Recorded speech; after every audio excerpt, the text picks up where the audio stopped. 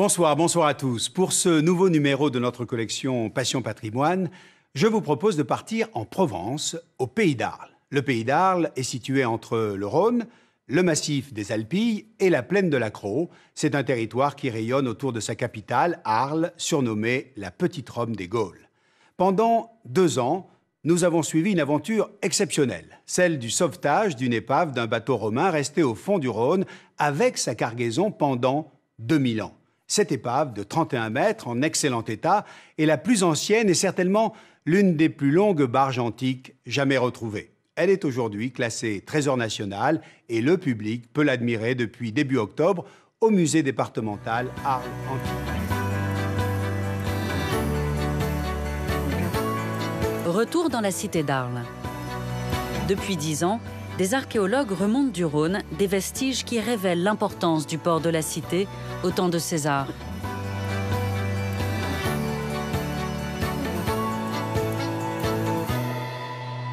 Mais en août 2011, c'est un incroyable sauvetage qui se prépare. Une équipe s'apprête à remonter l'épave d'un bateau romain.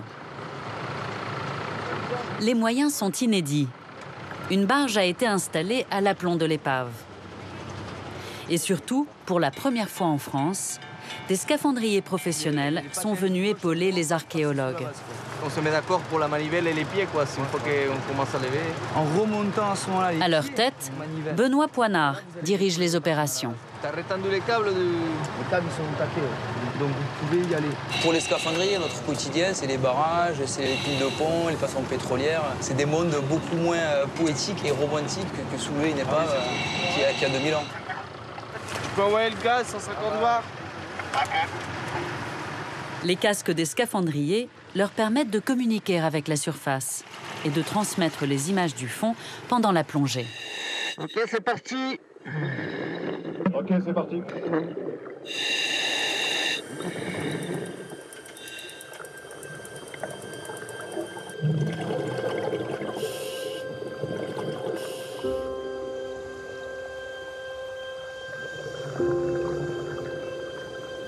Cette épave en excellent état est la plus ancienne et l'une des plus longues barges antiques jamais retrouvées.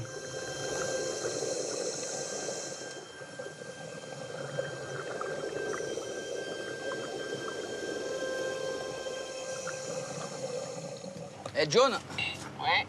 Alors, qu'est-ce que ça dit? Voilà, je vais vérifier si c'est bon. Si c'est pas fini, je le continue pour le finir. Ok. Sabrina Marlier est l'archéologue qui dirige les opérations scientifiques. Elle est bien la visée. Ouais, c'est bien, ouais. C'est nickel. Je commence à la voir. Spécialiste des épaves antiques, elle étudie cette barge depuis 4 ans.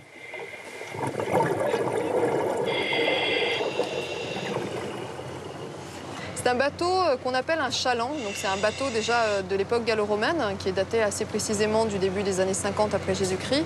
Et un chaland, ça signifie que c'est un bateau à fond plat destiné exclusivement à la navigation en milieu fluvial. On peut considérer que c'est l'équivalent de nos péniches actuelles.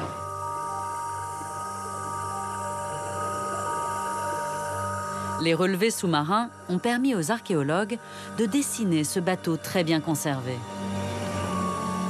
C'est un grand bateau, un très très grand bateau, puisque l'épave fait près de 31 mètres de longueur pour une largeur d'à peu près 3 mètres. Donc un bateau très étroit mais très très long.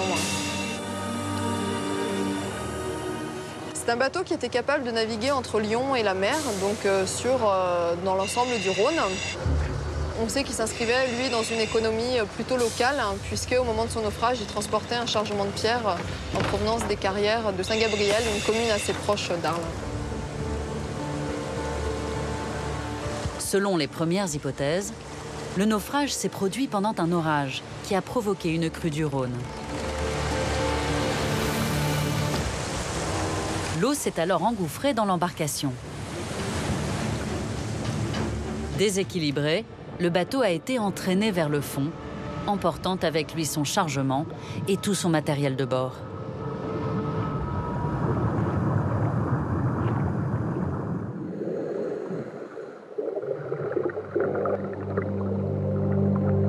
Aujourd'hui, la vaisselle de l'équipage, le gouvernail et le mât sont toujours en place.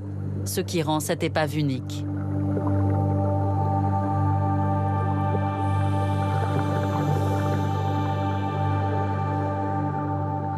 Pendant des mois, les archéologues se sont posé une question. Comment sortir de l'eau une épave aussi grande et aussi lourde?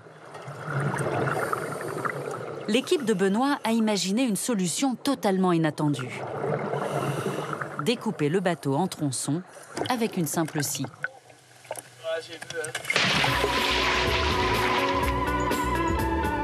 Aujourd'hui, les scaphandriers testent leur idée pour la première fois. Ok, bah écoute, j'ai commencé la découpe. J'en suis à peu près à un tiers. Et ça se découpe bien. Pour l'instant, je ne suis pas tombé sur de la ferraille. Ok, bien reçu.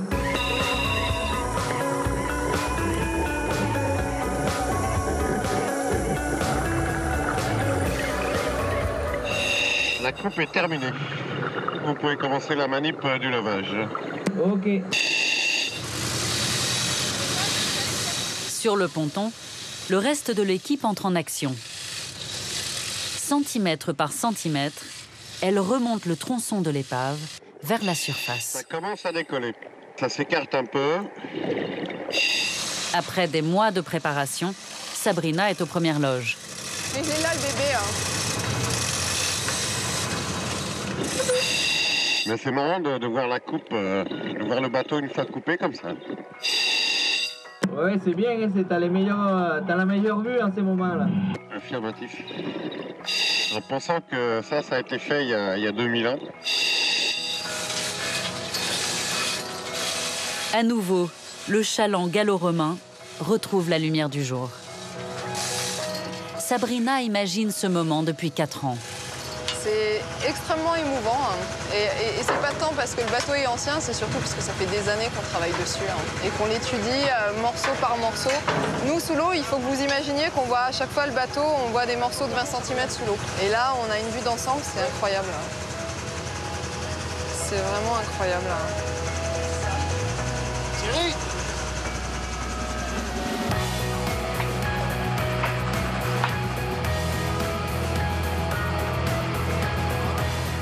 La sortie de ce premier tronçon est le début d'un invraisemblable pari.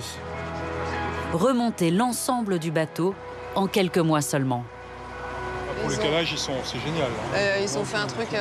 Pour Claude Sintès, le directeur du musée qui va exposer ce bateau, ce sauvetage est un événement.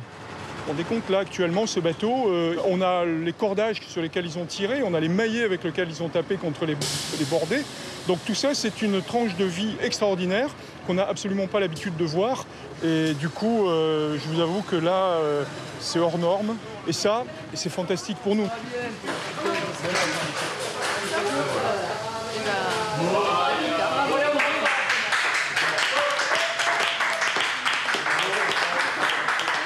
Immédiatement après son arrivée sous le hangar, le bateau est installé sous des brumisateurs.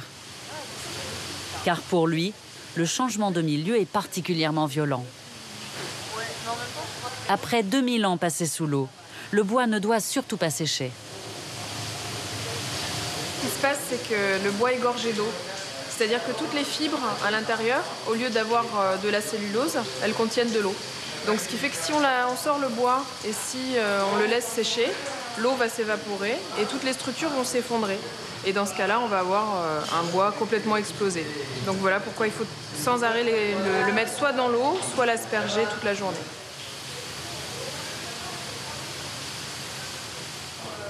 Juste à côté, une autre équipe s'occupe de tous les objets romains sortis de l'eau. Devant la quantité impressionnante de poterie, une solution a dû être trouvée.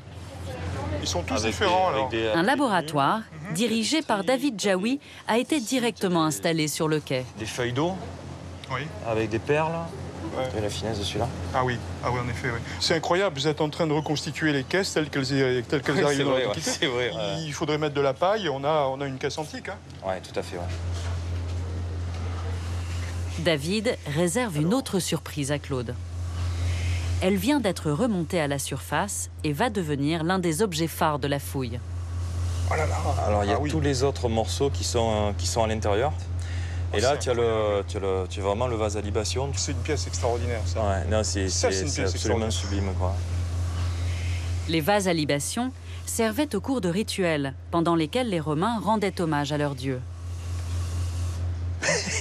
Mais quand on l'a vu sortir de l'eau, là, je dois avouer qu'on était tous quand même un peu estomaqués hein, par la qualité, par le collier.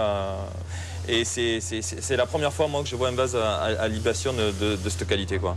Là, on retrouve le plaisir, quand on était enfant, de vouloir faire archéologue, de découvrir des beaux objets.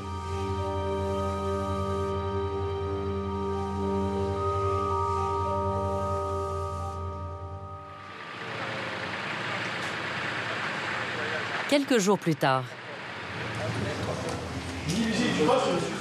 le tronçon qui vient d'être sorti est démonté, morceau par morceau. Car chaque pièce de bois, chaque élément de métal va subir une restauration très particulière.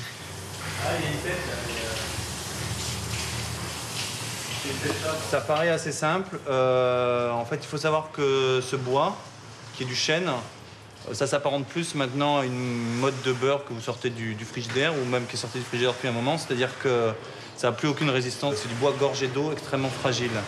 Donc le clou, lui, a été fiché dans ce bois il y a 2000 ans. Donc il faut quand même être très prudent quand on l'enlève. Un peu de marge. Attends. Allez, doucement.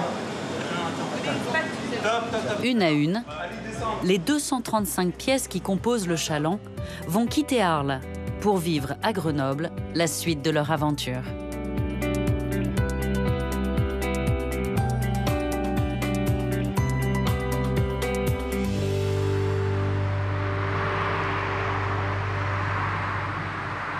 Nous sommes sur le site du commissariat à l'énergie atomique. Ils sont déjà au travail. Bonjour. C'est ici que débute la restauration des pièces du bateau. Ça va bien? Voilà. Donc c'est quelle partie ça Alors ça c'est Marina, les traverses. Elles étaient situées dans la partie centrale du bateau. D'accord, très bien. Elles sont belles, hein? Ah oui, elles sont magnifiques. Pièces, hein. ouais. Pour les premières planches du chaland, le traitement a commencé il y a quelques semaines dans ces bassins.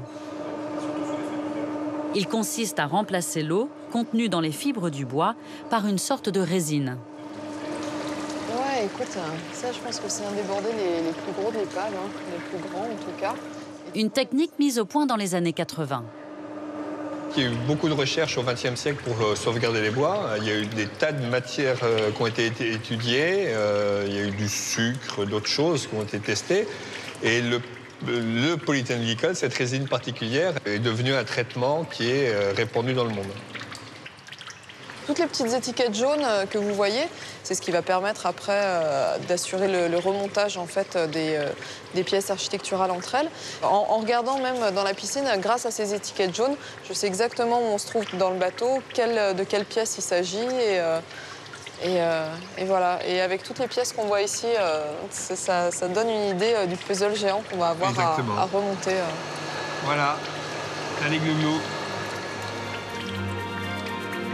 Alors qu'ici commence le lent travail de restauration, le relevage de l'épave continue à 300 km de là.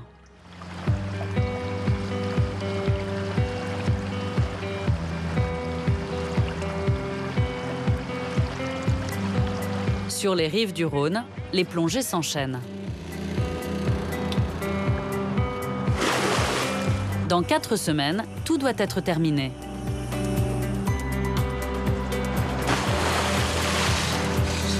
Les tronçons de l'épave remontent les uns après les autres. Mais en cette fin du mois d'août, les orages menacent de ralentir le travail. Ok, reçu. Si la tempête s'installe et que les eaux montent, le chantier risque de prendre du retard.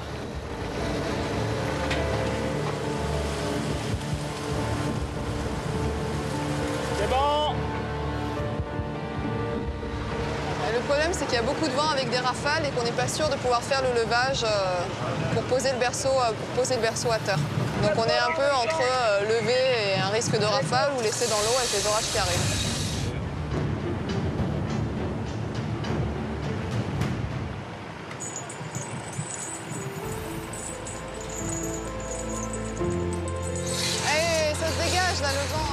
tombe, ça tombe. Finalement, l'orage s'éloigne et le travail reprend. Après 3 mois d'efforts acharnés, les archéologues épuisés reprennent espoir. Là, je commence à me dire qu'on va y arriver, que c'est presque gagné. Je commence à fantasmer, à imaginer mes enfants, les petits-enfants venir au musée, voir le bateau. Et là, on commence à arriver.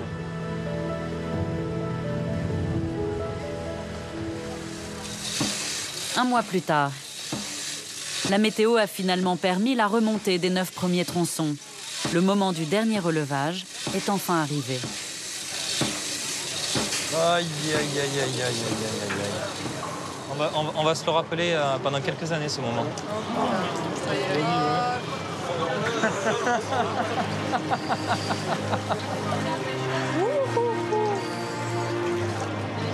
aïe, aïe.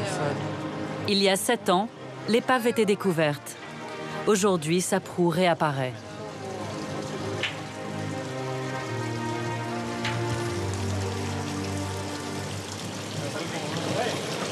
C'est la fin de tes soucis ou le début des regrets? Je sais pas trop, je sais pas. Je sais pas, mais en tout cas, c'est super émouvant. C'est incroyable d'en être arrivé là. Incroyable.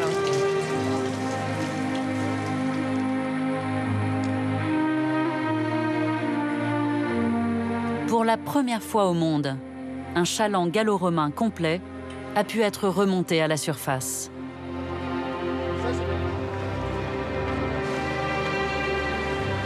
Ouais, c'est fini, hein.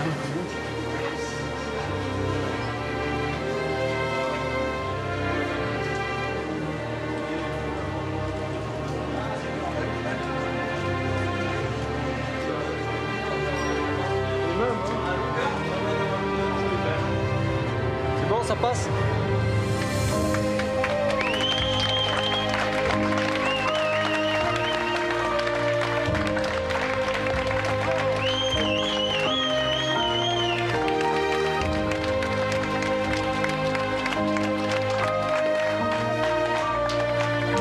La fin du renflouage de l'épave marque le début d'une nouvelle aventure. Nous retrouverons toute l'équipe face à l'incroyable puzzle du remontage du bateau.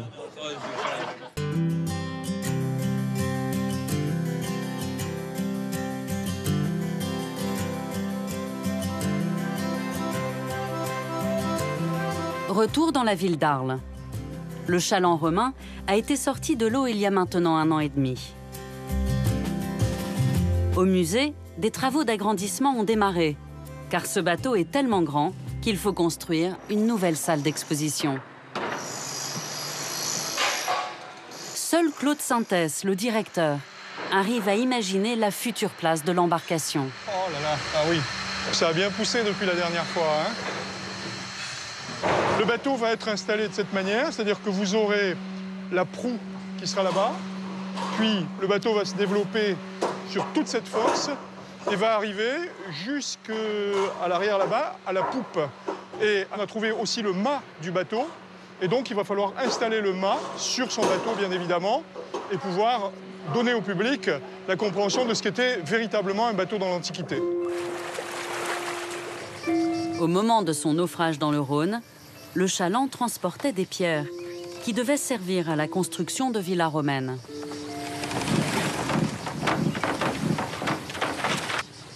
C'est avec son chargement et l'ensemble des objets ayant appartenu à ces marins qu'il sera présenté dans la nouvelle aile du musée.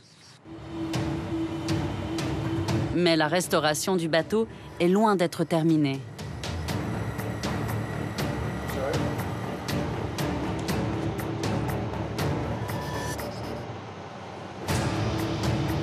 À Grenoble, ce restaurateur s'apprête à utiliser des moyens hors normes, les techniques de l'industrie nucléaire.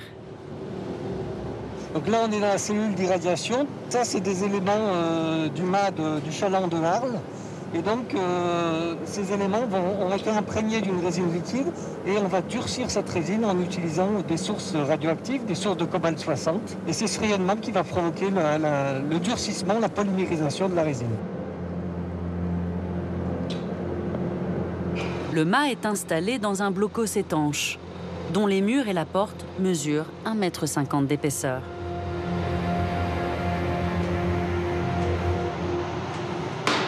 Une fois la porte fermée, les barres radioactives situées dans cette piscine peuvent remonter. L'irradiation va durer 48 heures. C'est une technique qui fonctionne très bien pour consolider véritablement, avoir une très grande solidité au niveau des objets. C'est le cas du mât de Arles qui a une très grande fragilité et donc qui a dû être consolidé avec cette technique.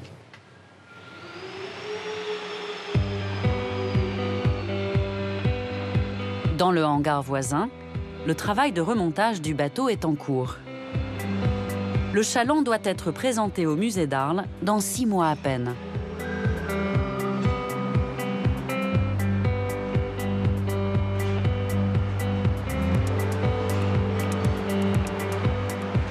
Grâce aux étiquettes jaunes, les archéologues restaurateurs reconstituent le puzzle géant. Et chaque pièce de bois reprend sa place d'origine.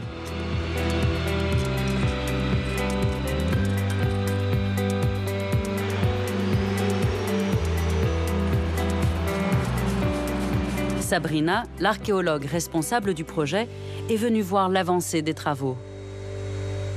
C'est un vrai travail de fourmi là, que vous faites sur la restauration.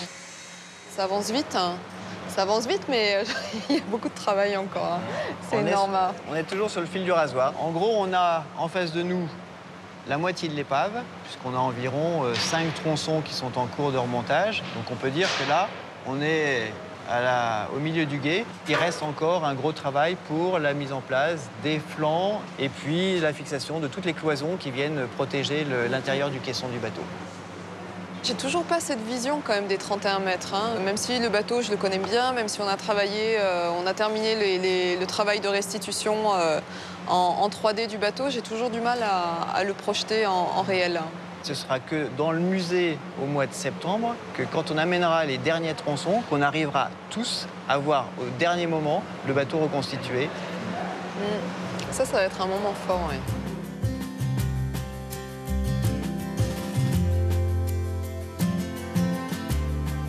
Au musée, l'exposition du bateau gallo-romain se prépare.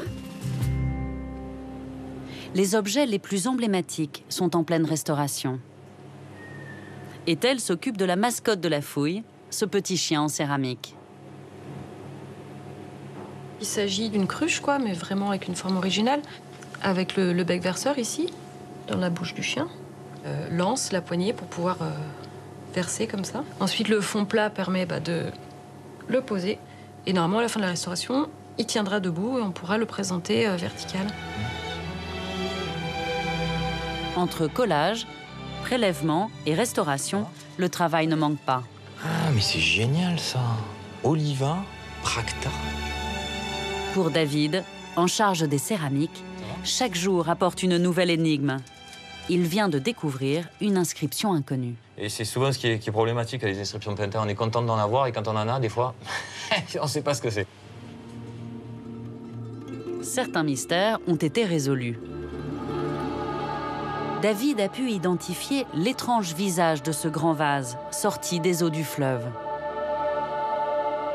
C'est la représentation très rare de Sabasios, un dieu romain. C'est vrai qu'on s'est posé pas mal de questions quand on l'a découvert. On ne savait pas si c'était une méduse barbue avec des serpents, enfin, c'était pas cohérent. Et depuis, on a retrouvé 2 vases très similaires aux nôtres, à Pompéi, dans la maison des cultes magiques. Or, il se trouve que ce personnage est représenté le plus souvent avec des serpents, qui est représenté barbu. Donc, nos hypothèses convergent vers ce culte de Sabasios. Après, il faut bien voir que c'est un objet fonctionnel qui servait à mélanger le vin avec de l'eau. On pouvait même, pour des banquets, on va dire, un petit peu prestigieux, faire venir de la glace pour le mélanger. Donc c'est vrai que c'est un objet qui servait à ça. Les unes après les autres, les centaines de céramiques remontées par les plongeurs sont passées dans les mains des restaurateurs. Au musée, elles vont rejoindre les célèbres statues déjà sorties du Rhône, Auguste, César et Neptune. Ces figures romaines assistent aujourd'hui au remontage du dernier tronçon du bateau. Nous sommes en septembre 2013. L'heure de l'inauguration approche. Emballée comme un tableau de maître, la proue du navire fait son entrée dans le musée.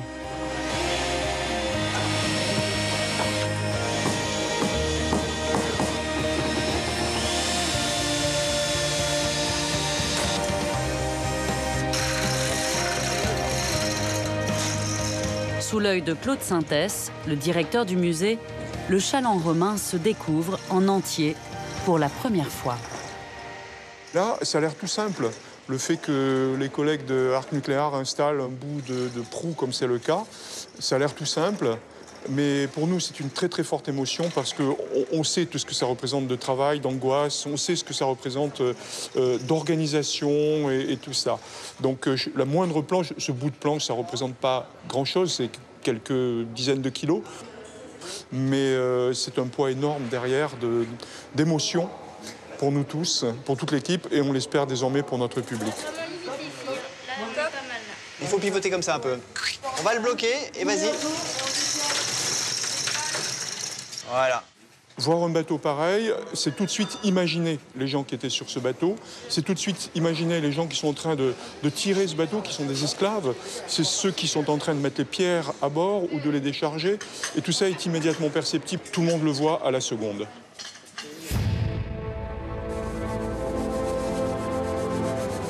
Dernier jour de travail et dernière retouche. 450 objets qui racontent la vie du port d'Arles au 1er siècle après Jésus-Christ rejoignent les vitrines de la nouvelle salle du musée. Et la mascotte de la fouille, désormais entièrement restaurée, trouve une place de choix.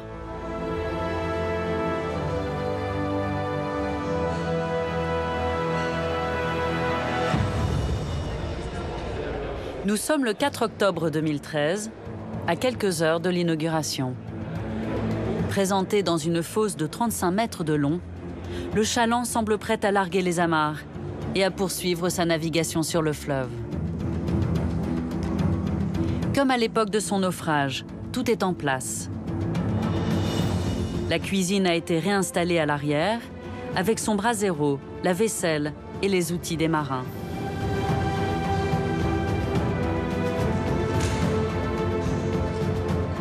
À bord, rien ne manque. Pas même le mât de halage. Ce qui rend cette épave unique au monde. Cette épave, quand on a commencé à la fouiller en 2008, déjà on ne savait pas qu'elle était complète et on ne savait pas qu'elle nous réserverait autant de surprises. Quand on a découvert le mât de halage, voilà, on se disait mais on a tellement de chance, on a tout quoi, on a tout. Une belle histoire.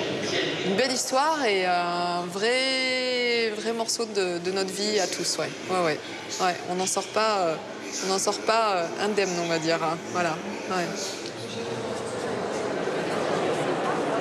18h, la foule qui s'est amassée devant les portes du musée s'approche avec impatience de la nouvelle salle d'exposition. Pas trop le trac? Un petit peu. Le cœur qui bat. Les Arlésiens sont au rendez-vous et se pressent pour voir la nouvelle vedette. Jean-Marc Bernard et Othello Badan n'ont pas voulu rater l'événement. Magnifique. Magnifique. C'est une pièce exceptionnelle, absolument. Vous imaginez quelque chose comme ça? Ah ben non, pas aussi gigantesque. Je pensais que les petits bateaux à fond plat, ils étaient plus petits que ça. Mais là, c'est un truc de 30 mètres de long comme ça. Dès qu'on est du côté de la proue, de la poupe, là, c'est impressionnant. Puis l'état de conservation, on peut tout lire, c'est extraordinaire. Vraiment, je suis enthousiaste. Et parmi la foule, l'équipe de scaphandriers découvre le chaland romain pour la première fois, 2 ans après son sauvetage. Il n'y a pas de paroles pour le décrire, c'est trop beau, quoi. Trop bon. C'est un honneur d'être là, quoi. Un honneur d'être là et un honneur d'avoir participé au relevage, quoi, aux fouilles, au relevage. J'ai pas de mots. Nous, on l'a sorti, ce bateau-là. Nous, on a imaginé comment le sortir. Il faut imaginer que ce bateau, il était 3-4 mètres sous le terrain, avec de la gîte, avec 900 mètres cubes de terrain au-dessus, quoi. et qu'on a été le chercher comme ça. Et ben là, nous, ça nous rappelle les heures et les heures et les milliers d'heures, parce qu'on imagine, on a 4 000 heures de travail en plongée pour le sortir. Et voilà, donc là, c'est vraiment voir l'aboutissement d'un travail incroyable qui sera, je pense, en tout cas pour tous les scaphandriers qui ont travaillé sur cette opération, un de nos plus beaux chantiers, quoi. Et pour moi qui l'ai dirigé, évidemment, c'est une énorme satisfaction. Le bateau vous échappe un peu à partir de ce moment-là, finalement? À partir de là, il est rentré dans le domaine du patrimoine, il n'est plus à nous, il est au public. Donc ça, on le sait, on fait ce métier pour ça, pour restituer au public. Et c'est vraiment avec beaucoup de bonheur de voir justement beaucoup de gens venir admirer ce bateau. Après 2000 ans passés dans l'eau, le Chaland du Rhône a été classé trésor national.